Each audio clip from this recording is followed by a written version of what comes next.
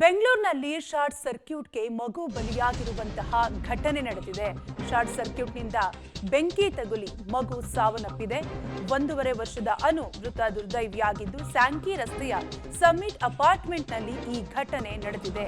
ನೇಪಾಳ ಮೂಲದ ಪುಷ್ಕರ್ ಜ್ಯೋತಿ ದಂಪತಿ ಪುತ್ರಿ ಶಾರ್ಟ್ ಸರ್ಕ್ಯೂಟ್ಗೆ ಬಲಿಯಾಗಿರುವಂತಹ ಮಗುವಾಗಿದ್ದು, ಕಳೆದ 8 ವರ್ಷಗಳಿಂದ ಕೂಡ ಸೆಲ್ಲರ್ನ 10x10 ರೂಮ್ನಲ್ಲಿ ದಂಪತಿ ವಾಸವಾಗಿರ್ತಾರೆ. ಮನೆಯಲ್ಲಿ ಮಗು ಬಿಟ್ಟು ದಂಪತಿ ಕೆಲಸಕ್ಕೆ ಹೋಗಿದ್ದಂತಹ ಸಂದರ್ಭದಲ್ಲಿ ಈ ದುರಂತ ಘಟನೆ ಸಂಭವಿಸಿದೆ. ಹೈಗ್ರೌಂಡ್ಸ್ ಪೊಲೀಸ್ ಠಾಣೆಯಲ್ಲಿ ಪ್ರಕರಣ ಕೂಡ ದಾಖಲಾಗಿದ್ದು, ಬೆಂಗಳೂರಿನ ಸ್ಯಾಂಕಿ ರಸ್ತೆಯ ಸಮ್ಮಿಟ್ ಅಪಾರ್ಟ್ಮೆಂಟ್ನಲ್ಲಿ ಶಾರ್ಟ್ ಸರ್ಕ್ಯೂಟ್ಗೆ ಮಗು ಬಲಿಯಾಗಿರುವಂತಹ ದುರ್ಘಟನೆ ಸಂಭವಿಸಿದೆ.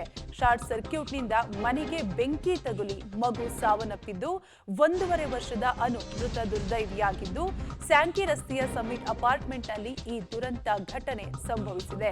ನೇಪಾಳ ಮೂಲದ ಪುಷ್ಕರ್ ಮತ್ತು ಜ್ಯೋತಿ ದಂಪತಿ ಪುತ್ರಿ ಶಾರ್ಟ್ ಸರ್ಕ್ಯೂಟ್ಗೆ ಬಲಿಯಾಗಿರುವಂತಹ ಕಂದಮ್ಮ ಆಗಿದ್ದು, ಸುಮಾರು 8 ವರ್ಷಗಳಿಂದಲೂ ಕೂಡ ಸೆಲ್ಲರ್ನ 10x10 ರೂಮ್ನಲ್ಲಿ ದಂಪತಿ ವಾಸವಾಗಿದ್ರು.